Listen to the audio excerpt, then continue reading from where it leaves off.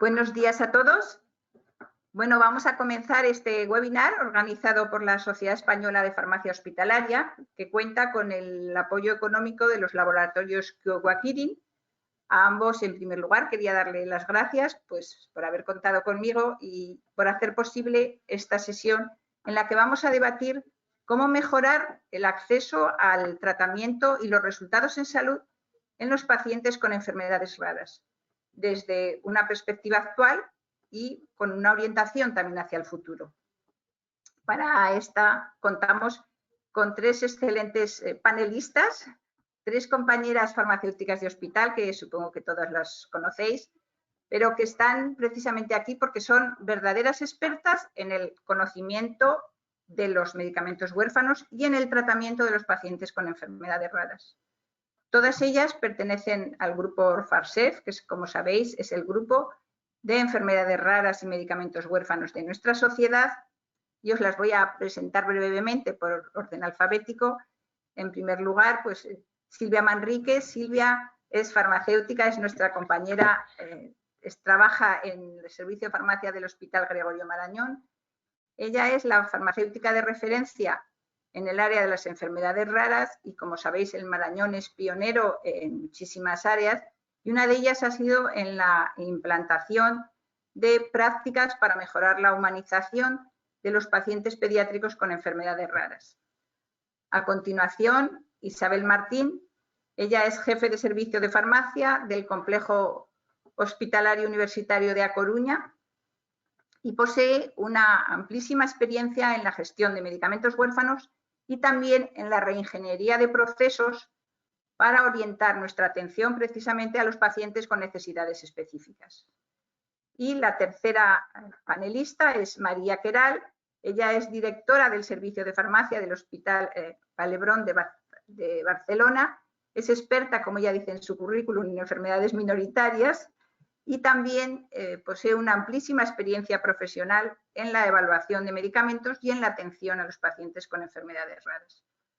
Bueno, el objetivo que nos hemos propuesto con este webinar es, además de incrementar, desde luego, el conocimiento de todos, es debatir y reflexionar conjuntamente a través de una entrevista participativa sobre algunos aspectos claves en la atención y en el tratamiento de los pacientes con enfermedades raras. La dinámica de la reunión es, yo voy a ir realizando una serie de preguntas a las tres panelistas. Cada pregunta será contestada inicialmente por una de nuestras compañeras y las otras dos pues, podrán realizar las aportaciones que consideren necesarias o si creen que hay algún punto que también debería resaltar. Esto durará aproximadamente durante media hora y dejaremos los últimos 15 minutos para preguntas abiertas. Por eso ya os animo desde el principio a que vayáis planteando aquellas preguntas que os vayan surgiendo, pues aspectos que queráis que debatamos con total libertad. Recordad que lo podéis ir haciendo durante toda la sesión. Bueno, vamos a comenzar ya. La primera pregunta sería para Silvia. Uno de los retos, sabemos todos, a los que se enfrentan los pacientes con enfermedades raras es la dificultad diagnóstica. Esto conlleva un retraso en su diagnóstico. Según datos de FEDER, alrededor del 50% de las personas con una patología poco frecuente han estado más de un año esperando para recibir un diagnóstico, agravando pues, su condición y provocando secuelas y consecuencias muy importantes para los pacientes. Una vez superada esta difícil fase diagnóstica, es importante la disponibilidad rápida del tratamiento, pero a pesar de esta necesidad, que de todos es conocida, el acceso de los pacientes con enfermedades raras al tratamiento sigue siendo uno de los retos pendientes. Bueno, ¿hasta qué punto cree Silvia que es importante este inicio temprano y especialmente cómo podemos contribuir los servicios de farmacia o el farmacéutico de hospital para mejorar el acceso precoz de los pacientes al tratamiento? Sí, bueno, muy buenos días a todos y muchas gracias, Reyes, por tu presentación. Yo creo que, sin lugar a dudas, garantizar un acceso temprano a tratamientos potencialmente eficaces en el abordaje de patologías como son las enfermedades raras, pues es un aspecto clave y que desde luego es fundamental y puede determinar la evolución de la enfermedad en estos pacientes. Sabemos que se trata de enfermedades crónicas, altamente discapacitantes, muchas de ellas degenerativas, que en ausencia de un tratamiento específico pues pueden reducir significativamente la esperanza de vida de estos pacientes, ¿no? Conocemos también que existe evidencia de, bueno, pues de la utilización de muchos tratamientos, ¿no? En algunas patologías en los que se ve que un inicio precoz de la terapia pues obtiene unos resultados mucho más favorables que cuando se inicia de manera tardía, ¿no? Y eso en unas ocasiones pues ha podido incluso llegar a condicionar el reposicionamiento, ¿no? de ciertos fármacos en el abordaje de una determinada enfermedad.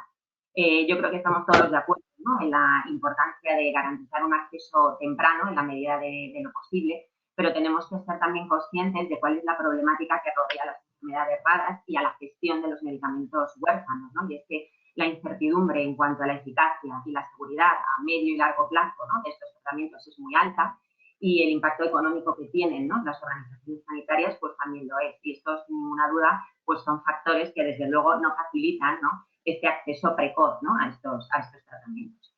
¿Qué es lo que podemos hacer nosotros como farmacéuticos de hospital desde nuestros servicios de farmacia, ¿no? desde quizá a través de las comisiones de farmacia de nuestros hospitales? Pues yo creo que desempeñamos un papel muy, muy importante en todo el proceso de evaluación y selección de los medicamentos, ¿no? a la hora de incorporarlos en nuestro arsenal terapéutico. Creo que es importante empezar a pensar en incorporar criterios adicionales de evaluación, además de los tradicionales de eficacia, seguridad y coste, que sin ninguna duda constituyen la base de la evaluación de medicamentos, pero que quizá pues, prestar atención a otros aspectos importantes como la gravedad de una patología, la existencia o no de alternativas terapéuticas, ¿no? En su abordaje, la calidad de vida de los pacientes, pues puede ayudar también a posicionar un poco mejor el valor añadido que pueden aportar determinadas intervenciones, ¿no? determinadas novedades terapéuticas y como mínimo pues ayudarnos y orientar un poco la toma de decisiones. Creo que también como farmacéuticos de hospital tenemos que comprometernos a seleccionar bien o ayudar a seleccionar bien a los pacientes que verdaderamente pueden beneficiarse de un tratamiento, ¿no? Establecer criterios objetivos de inicio, criterios objetivos de seguimiento, ¿no? que nos puedan dar una idea de realmente los resultados que está teniendo este paciente, ¿no? Que está recibiendo un determinado tratamiento, y quizá con esto en determinados escenarios pues se pueda garantizar un acceso más temprano a un fármaco condicionado a la respuesta que pueda obtenerse en un determinado plazo de tiempo, ¿no? Creo que además, como farmacéuticos de hospital, pues somos también responsables de la adquisición de los medicamentos que manejamos, ¿no? en nuestros hospitales, y desde ese punto de vista quizá está en nuestra mano pues establecer nuevas formas de gestión económica, ¿no? que nos permita pues minimizar incertidumbres, que nos permitan alcanzar acuerdos, ¿no? entre las distintas partes interesadas y que de alguna manera contribuyan también a bueno, pues conseguir un acceso un poco más precoz a determinados fármacos, comprometiendo pues mínimamente la sostenibilidad del sistema sanitario, ¿no? y quizá pues identificando incluso pues posibles áreas de desinversión que nos permita destinar recursos a lo mejor en ámbitos pues un poco más desfavorecidos, ¿no?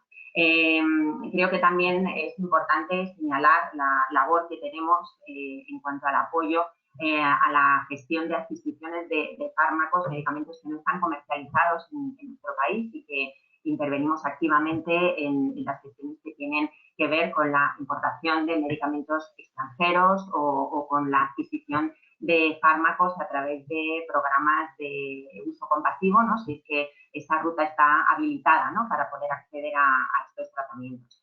Y bueno, además de la evaluación, de la selección, de las adquisiciones, creo que no podemos olvidar tampoco el papel que tenemos desde los servicios de farmacia con la formulación magistral, que muchas veces también permite cubrir ciertas lagunas terapéuticas, ¿no? por falta de medicamentos comercializados o falta de alternativas terapéuticas disponibles, y que permiten en muchas ocasiones incluso adaptar presentaciones farmacéuticas a las necesidades específicas de los pacientes. Así que, bueno, yo creo que en definitiva son muchas cosas las que podemos hacer en este sentido desde los servicios de farmacia, y creo que podemos aportar nuestro pequeño granito de arena a tratar de alcanzar pues, un equilibrio, ¿no? que permita, por una parte, un acceso precoz a las novedades terapéuticas disponibles, por supuesto siempre de la mano de una evaluación rigurosa de la evidencia que haya disponible en este momento y que no comprometa o lo haga mínimamente la sostenibilidad del sistema sanitario. Muchas gracias, Silvia. La verdad que has hecho un importante recorrido por gran parte de nuestras actividades. A continuación, a Isabel, me gustaría que abordase pues, qué estrategias y actividades cree que debemos potenciar o impulsar desde los servicios de farmacia para mejorar la atención de estos pacientes. Estrategias que nos permitan pues, adaptar el tratamiento de nuestros pacientes, lo comentaba Silvia con la farmacotecnia, a las necesidades, pero también mejorar la información, mejorar el empoderamiento, en definitiva los resultados de la farmacoterapia en estos pacientes y también pues la satisfacción con la atención recibida. Bueno, ¿cómo crees que podemos hacer desde los servicios de farmacia o qué crees que podemos hacer mejor para mejorar esta atención?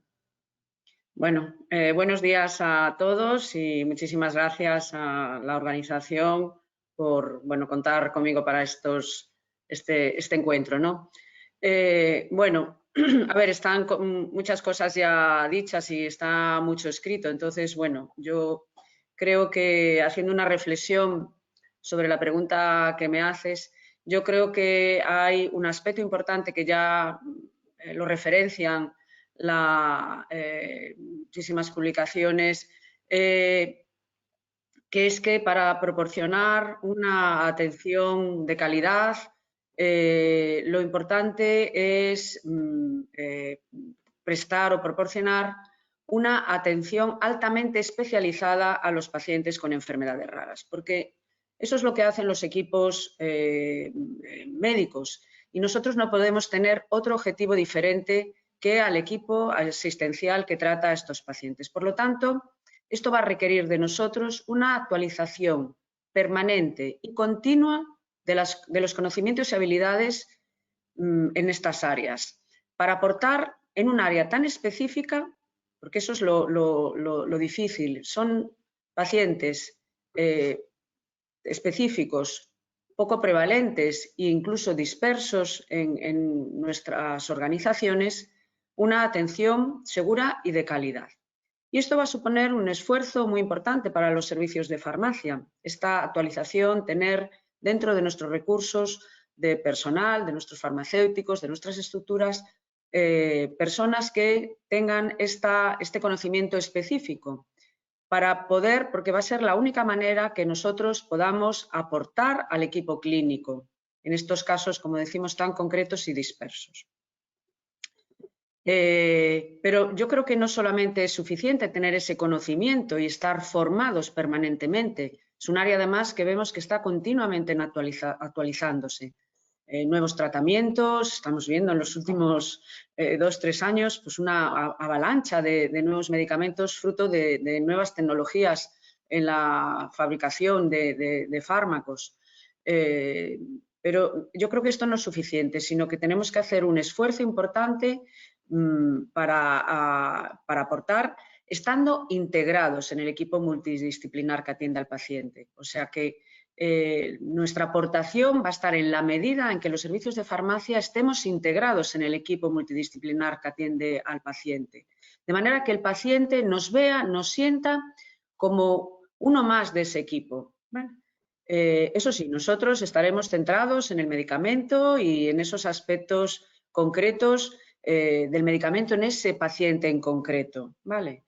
Pero importantísimo esa integración y estar también muy pendientes y presentes en los tránsitos asistenciales, porque son pacientes que están continuamente circulando atención primaria, hospital, ingreso, consulta externa, hospital de día, ámbito sociosanitario, de manera que para nosotros es muy importante como servicio farmacéutico, cada vez nosotros también estamos más integrados en el área, prestar especial importancia en esos tránsitos asistenciales. Pero además de esto, yo creo que nuestra sociedad científica ha recibido hace poco un premio por todas las acciones realizadas en el ámbito de las enfermedades raras, y una de estas acciones ha sido el manual de humanización, de buenas prácticas de humanización en los servicios de farmacia hospitalaria, que yo creo que tiene que ser objeto de lectura para todos nosotros, porque de ahí nos van a surgir muchísimos aspectos de mejora en la atención farmacéutica a estos pacientes. Concretamente, hay un aspecto que para mí es importante, que es todo lo que podemos hacer nosotros desde las consultas de atención farmacéutica, de capacitación del paciente y de su entorno, de forma que disponga de todas las nociones e información suficiente para entender la enfermedad y su tratamiento. Entonces, yo creo que esto debe ser un punto clave en todas nuestras actuaciones en las consultas de atención farmacéutica. Para ello también estamos viendo que hay multitud de plataformas y apps que se están desarrollando de forma coordinada el servicio de farmacia con los equipos asistenciales para mejorar de forma colaborativa todos estos aspectos de información y consulta de los pacientes sobre sus enfermedades. Me parece también muy importante también revisar y echar un vistazo a todos los aspectos organizativos, porque no solamente prestamos una atención farmacéutica de calidad en nuestras consultas, pero esto si no va unido a una mejora de los aspectos organizativos, adaptación de horarios, de las consultas, coordinar las consultas con las citaciones médicas, la teleconsulta, todos estos aspectos organizativos, la dotación de espacios adecuados, pues todo eso también es muy necesario para generar ese entorno de una atención de calidad y segura. Y finalmente yo creo que también es un aspecto muy importante y que de verdad que los servicios de farmacia creo firmemente que lo tienen en cuenta, es la investigación. La investigación también debe formar parte de esa mejora en la atención a los pacientes con enfermedades raras, ya que es necesario seguir generando conocimiento en estas patologías que por sus especiales características, tanto por el nivel alto de incertidumbre con el que ya nacen los tratamientos en estas patologías, pues yo creo que es muy importante que los servicios de farmacia centremos también una parte asistencial a dedicar recursos para estos proyectos. Y yo creo que se están realizando proyectos muy innovadores a nivel de individualización terapéutica, tanto farmacocinética como farmacogenética. También el área tradicional de farmacotecnia, como ya se ha mencionado, no solo cubriendo lagunas terapéuticas de formulación, sino también generando proyectos de investigación de nuevas formas farmacéuticas para la administración de medicamentos en enfermedades raras. Pues pongo, por ejemplo, a mis compañeros de Santiago. No quiero poner ejemplos para no olvidarme de ninguno, pero los de Santiago los menciono por ser compañeros y amigos de gallegos. Y yo creo que también los proyectos que se están planteando de obtener evidencias en práctica de vida real, muy importante, porque vemos ya las limitaciones, no es objeto hoy de este coloquio, pero sería también amplio hablar de todas esas limitaciones que por otra parte son normales en los estudios pivotales que dan registro a las enfermedades raras. Bueno, muchas gracias, Isabel.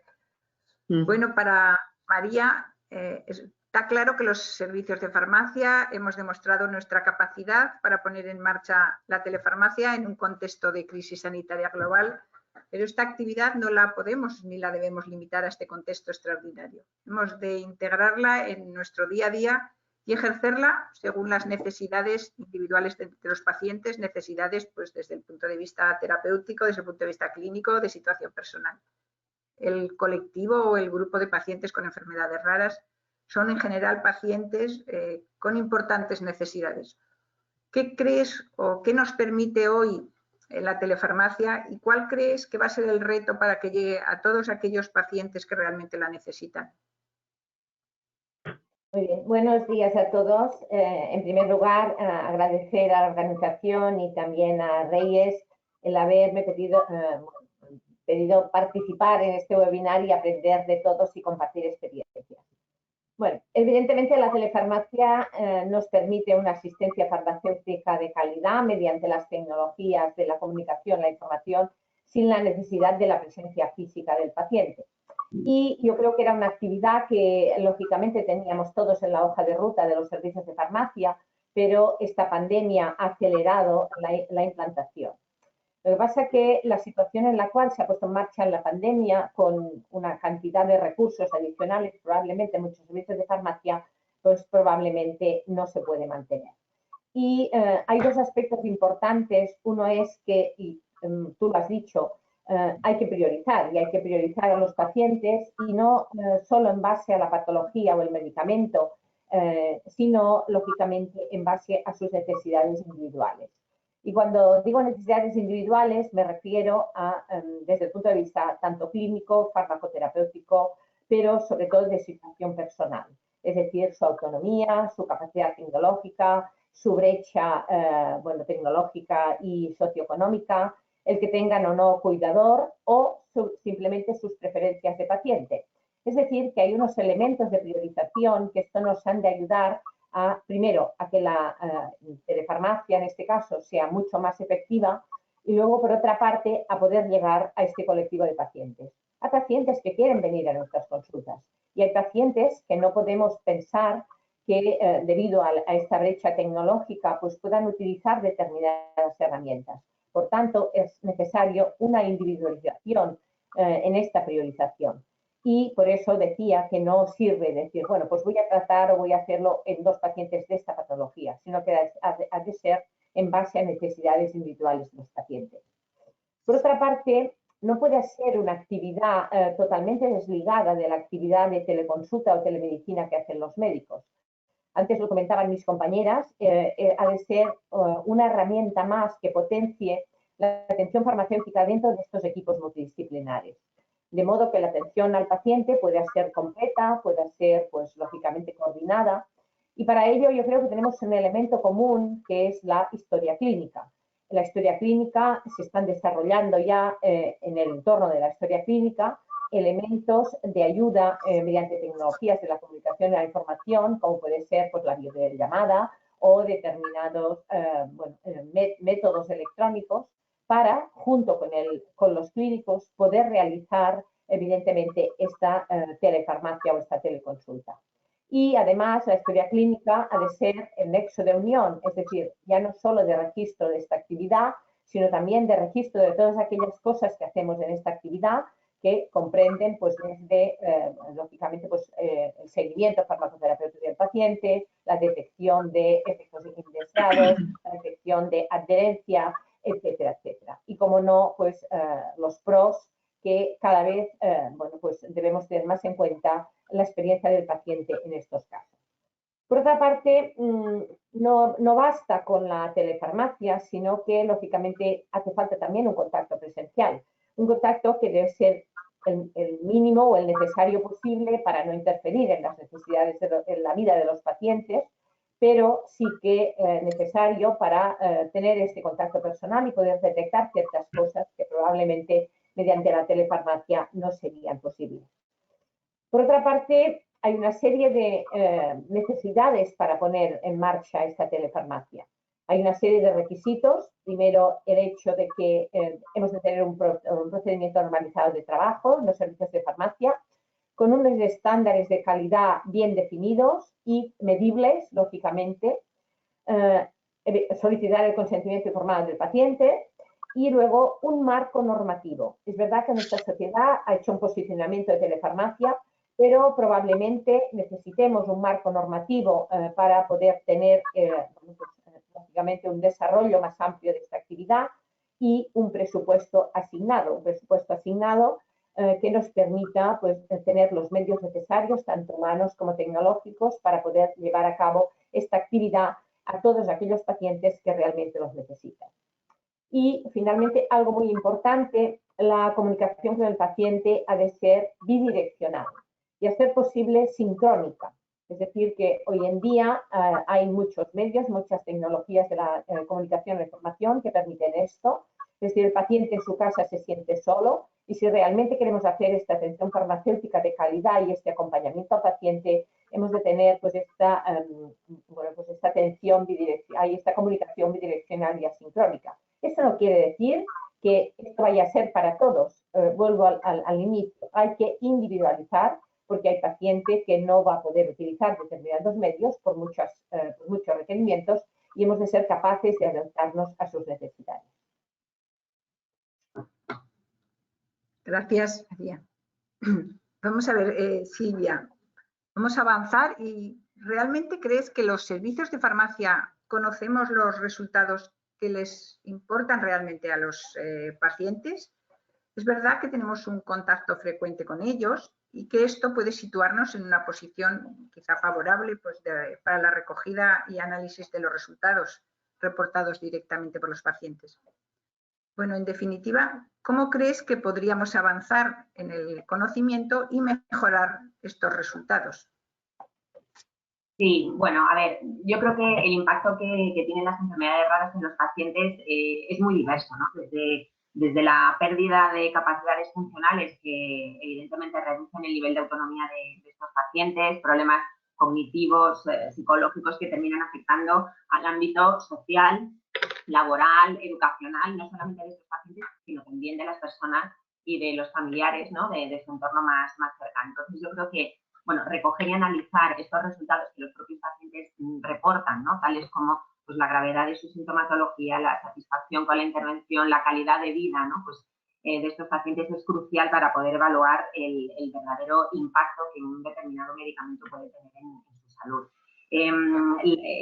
Algunos organismos ya como la EMA y la FDA han puesto de manifiesto que los resultados que reportan los pacientes puede tener una verdadera utilidad en la política sanitaria y que siempre y cuando se recojan utilizando herramientas validadas, bueno, pues podría servir de herramienta, ¿no? y de utilidad para comparar la calidad y la efectividad de las intervenciones sanitarias. Lo que pasa es que existe una problemática, ¿no? En torno a la recogida y el análisis de estos pros, ¿no? Y es justamente pues, disponer de una herramienta válida, ¿no? Fiable, sensible, que realmente refleje la problemática de una determinada patología, ¿no? Y claro, cuando pensamos en esto, pues en el caso de las enfermedades raras, la dificultad, ¿no? que esto tiene de por sí, pues se agranda, ¿no? mucho más por la propia naturaleza de estas patologías, ¿no? poco prevalentes y por lo tanto pocos pacientes afectados, una gran heterogeneidad, ¿no? en las características de los pacientes afectados por una enfermedad rara, una gran dispersión geográfica que dificulta también la inclusión de estos pacientes en estudios clínicos, ¿no? multicéntricos, y todo esto al final hace que no dispongamos de herramientas validadas y específicas para conocer los resultados que verdaderamente importan a los pacientes afectados por enfermedades raras, ¿no? Y bueno, podemos poner ejemplos contados con los dedos de una mano, vamos, en cuanto a cuestionarios que existen específicamente para determinadas enfermedades, ¿no? Por ejemplo, existen cuestionarios post-Fabry para fibrosis quística, pero la realidad es que en la mayor parte de las ocasiones tendremos a recurrir a cuestionarios globales pues de calidad de vida, por ejemplo, ¿no? que recogen aspectos pues más básicos, más generales, ¿no? de la calidad de vida de estos pacientes, pero que quizá puedan pasar por alto algunos aspectos un poco más específicos de una patología determinada.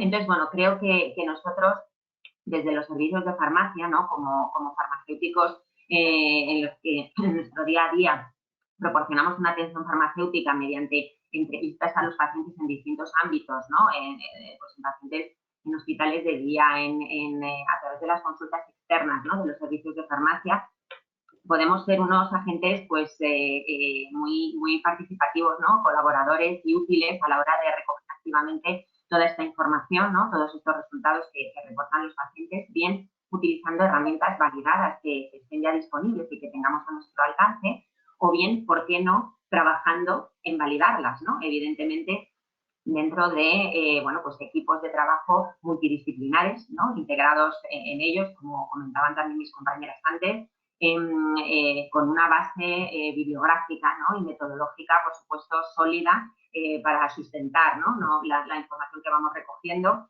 con la colaboración de los pacientes, con la colaboración, ¿por qué no?, de distintas sociedades científicas, ¿no? Y bueno, pues disponer al final de herramientas consensuadas, ¿no? y válidas que nos sirvan para poder recoger y analizar verdaderamente los resultados que le importan a los pacientes. Creo que ahora mismo también el desarrollo de las tecnologías sanitarias, el desarrollo de las APPs que están al alcance de la mayor parte de los pacientes, pues han sido grandes aliados, ¿no? De los servicios de farmacia a la hora de recoger toda esta información, ¿no? Los pacientes la pueden reportar a tiempo real, en cualquier sitio, en cualquier momento, sin depender de horarios o de localizaciones específicas, ¿no? Como puede ser una consulta, ¿no? en un hospital.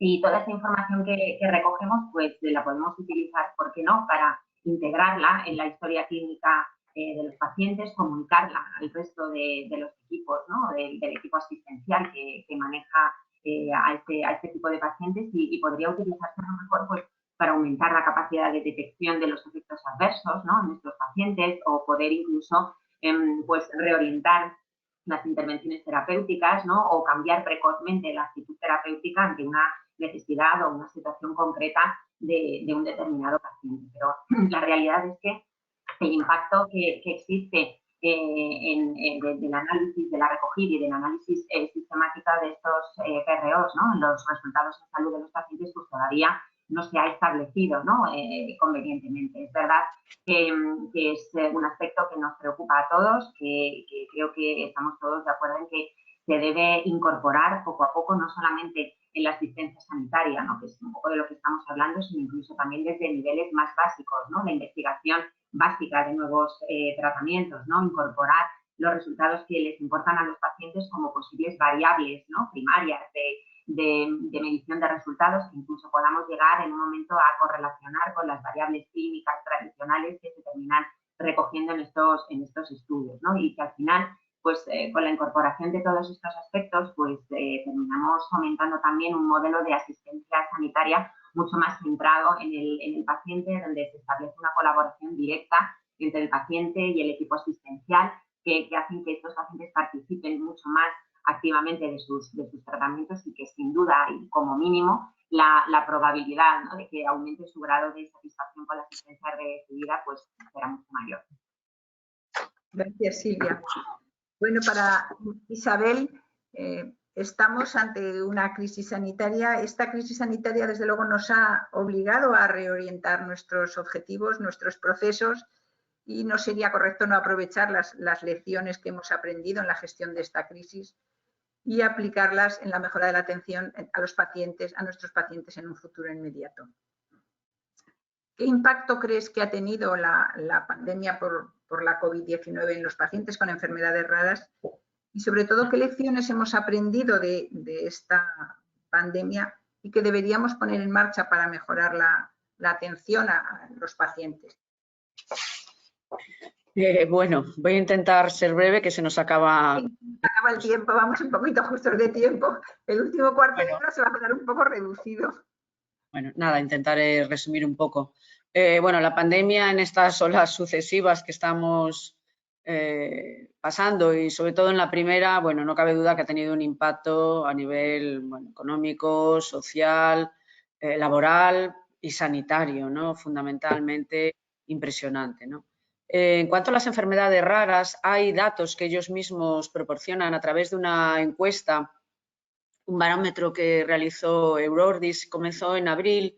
Creo que siguen recogiendo datos y bueno, tienen ya más de 8.500 encuestas realizadas. La verdad que es una comunidad, la comunidad de enfermedades raras, que tiene unos objetivos claros de dar visibilidad a sus procesos. Debemos aprender mucho de ellos, ¿eh? Creo que es una comunidad que nos está dando muchísimos ejemplos de cómo avanzar.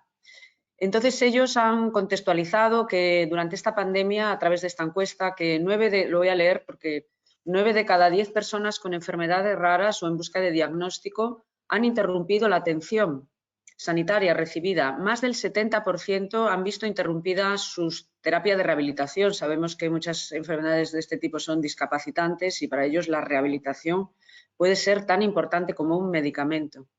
Pero fijaros, el 50%, 1 de cada 2 de los pacientes europeos, esta encuesta se ha realizado en el entorno de países de la Unión Europea, han experimentado dificultades en el acceso a sus tratamientos, como infusiones o quimioterapias. Entonces, bueno, la verdad que el paciente con una enfermedad rara per se ya sabemos que es un paciente muy vulnerable. Sabemos de que un alto porcentaje afecta a pacientes pediátricos y es una enfermedad crónica. Sabemos que el COVID ha tenido una especial repercusión en pacientes con enfermedades crónicas, donde las comorbilidades pues, han conducido que algunas poblaciones pues, hayan tenido una afectación mayor que otras, ¿no? Entonces, si bien no hay datos generales de afectación en pacientes con enfermedades raras y la información que hay es muy discrepante, bueno, yo creo que más allá de una valoración clínica, que a mí no me compete, por supuesto, yo creo que los servicios de farmacia, en colaboración con los equipos clínicos, han hecho una respuesta no solo a nivel organizativo, ya lo hemos visto, de la teleconsulta y atención domiciliaria, para evitar el desplazamiento al ámbito de los hospitales, pero también han intentado minimizar el impacto de asistencia al hospital de día. Y en este sentido se han desarrollado líneas de actuación con recomendaciones, tanto, bueno, también incluso dentro de sociedades científicas, por ejemplo, en algunas enfermedades con reposición enzimática, pues la recomendación de espaciar intervalos con la misma dosis o doble dosis, se ha también todo individualizado según la situación clínica del paciente y también pues, el cambio de terapias en hospital de día por terapias orales, como por ejemplo la enfermedad de Gaucher, o pues incluso también, y eso nos ha requerido a nosotros, pues por ejemplo la autoadministración en biológicos de asma grave, que han pasado a autoadministración en su domicilio. Lo hemos tenido que hacer en un tiempo récord, hacer la formación y adiestramiento de información de estos pacientes. Y también se ha potenciado el envío a través, por ejemplo, de servicios como ADO, hospitalización a domicilio, de la administración en domicilio de medicamentos, perfusiones que se estaban realizando en hospital de día. Yo creo que hemos movilizado no solo recursos humanos, sino también recursos intelectuales. Hemos puesto nuestro pensamiento en cómo facilitar esa conciliación para evitar, sobre todo, que el paciente tener un contacto mayor de desplazamientos que podrían ser evitados. Entonces, yo creo que como lecciones aprendidas, para mí, la accesibilidad absoluta que hemos garantizado a los servicios de farmacia hospitalaria, que hemos movilizado tanto, ya digo, recursos humanos como recursos intelectuales, de ponernos a pensar, que es casi más importante que los recursos humanos en muchos momentos, el pensar colaborativamente con los equipos asistenciales, ese reencuentro con ellos para ver qué podemos hacer. Para mí ha sido una de las principales lecciones. Y yo creo que como punto a mejorar, para mí, yo creo que nos ha faltado, y yo creo que es una lección aprendida para otros momentos, y si estamos a tiempo aún ahora, el realizar un registro más exhaustivo de todas estas acciones y el registro de las consecuencias de las acciones que hemos tomado. Es decir, sí, en relación a la adherencia, los pacientes con el envío domiciliario y la teleconsulta son más o menos adherentes. Si esos cambios en las pautas de administración han afectado el estado de salud de los pacientes. Si con la autoadministración del paciente esa adherencia también está garantizada igual que si asiste al hospital de día. Yo creo que ese tipo de registros en los cuales pues a lo mejor no hemos tenido el tiempo o hemos estado centrados en otros aspectos, deben de primar para saber que todo esto que hemos hecho de manera excepcional y puntual en la pandemia, qué repercusión en el estado de salud de los pacientes ha tenido. Para mí es como una conclusión que quiero hacer. Bueno, y para finalizar, la última pregunta que yo quiero hacerle a María es como si tuvieras una bola de cristal que te permitiera adivinar el futuro. pues me gustaría que reflexionaras sobre los cambios que crees que se pueden producir en un futuro pues, próximo en el ámbito de los medicamentos huérfanos y cómo crees que estos van a impactar en dar respuesta a las necesidades no cubiertas de los pacientes con enfermedades raras. Muy bien, evidentemente no tengo la bolita de cristal, pero yo creo que va a haber muchos cambios y muchos positivos, sobre todo por la introducción de las nuevas terapias, todo lo que es terapia dirigida, terapia celular, ingeniería de tejidos y, cómo no, la terapia génica en la que todos tenemos mucha esperanza porque puede llegar a curar determinadas enfermedades.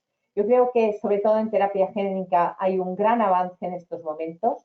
Probablemente sea la revolución mayor que van a tener estas terapias.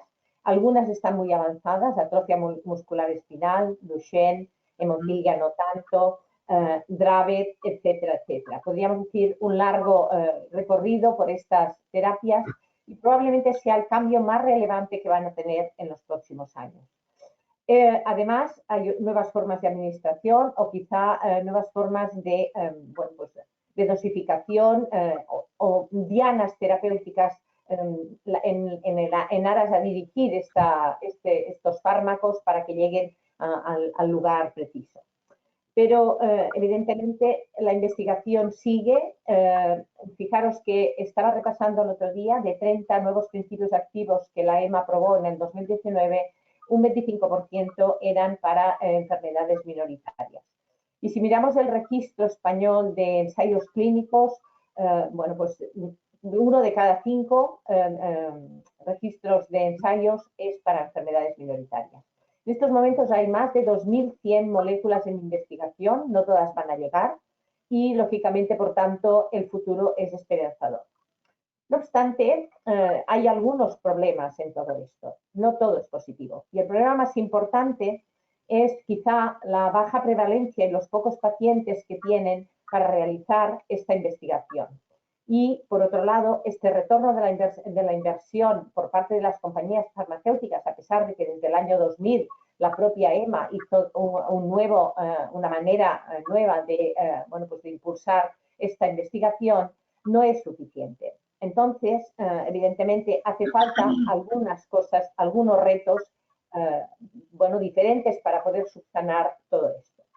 Uno es los nuevos diseños de ensayos clínicos que, sin una necesidad de una N tan grande, nos puedan dar respuesta a esta incertidumbre de aquellas moléculas que están saliendo al mercado. Esto está en investigación. Yo creo que esto, bueno, pues lógicamente va a ir avanzando y podemos tener unos resultados de mayor eficacia y mayor solidez. Por otra parte, las nuevas formas de evaluación de medicamentos que, aparte de la eficacia, la seguridad y la eficiencia, incorporen, como decía antes Silvia, otros elementos, como puede ser la carga de enfermedad, aspectos sociales, la gravedad, etcétera, como puede ser el análisis multicriterio. Y en este sentido, yo creo que tenemos una buena noticia en nuestro país.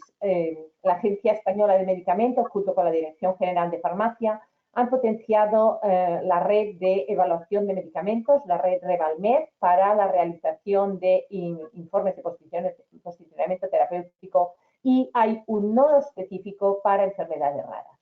Probablemente bueno, pues, va a tener profesionales dedicados a las enfermedades raras y probablemente los criterios de evaluación que utilicen van a ser algo distintos. Por lo tanto, yo creo que esto es un punto de esperanza. Y además, el hecho de ampliar esta red a mayor número de profesionales y dedicar muchos más recursos va a hacer que el acceso a estas moléculas pueda ser mucho más temprano. Por otra parte, hay algo que también, ya más a nivel clínico, hay que solucionar y hacer en base a estas moléculas, que es la personalización de tratamientos. Al haber una valoración individual, debemos de aprender a establecer criterios de seguimiento y de retirada. El problema principal que a veces tenemos para garantizar la sostenibilidad en este tipo de moléculas es que, a pesar de que los resultados no sean brillantes, nadie se atreve a retirar un tratamiento para un paciente. Pero probablemente ha de haber unos criterios de retirada cuando aquel tratamiento no le está haciendo nada al paciente, no le está beneficiando, al contrario, que le puede llegar a ser perjudicial. Y en base a esto, los precios han de ser condicionados y la financiación ha de ser selectiva, y selectiva en base a resultados clínicos, y hay metodologías para hacerlo, los acuerdos de riesgo compartido, los esquemas de pago por resultados y la valoración y revaloración de estos resultados en salud ha de servir para volver a posicionar estas moléculas y para poder garantizar este acceso equitativo y esta sostenibilidad. Bueno, pues muchísimas gracias. Yo creo que hemos terminado en tiempo. Eso sí, nos hemos comido el tiempo de las preguntas.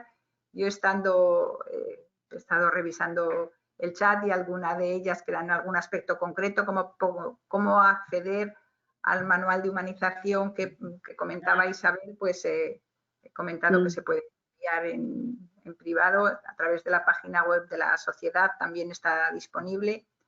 Y bueno, pues yo creo que como hemos consumido el tiempo, lo dejamos aquí. Muchísimas gracias a las tres, de verdad. Yo creo que habéis hecho un recorrido importante por los retos presentes y los futuros. Gracias también, bueno, pues para finalizar, a la sociedad y a Kyowa Kirin por su apoyo. Y bueno, buena mañana a todos, y para los que vamos a tener puente, pues bueno, pues feliz puente. Para nosotros feliz fin de semana. Un abrazo. Adiós. Gracias, un abrazo, buen día a todos. Buen día. Adiós. Adiós. Adiós.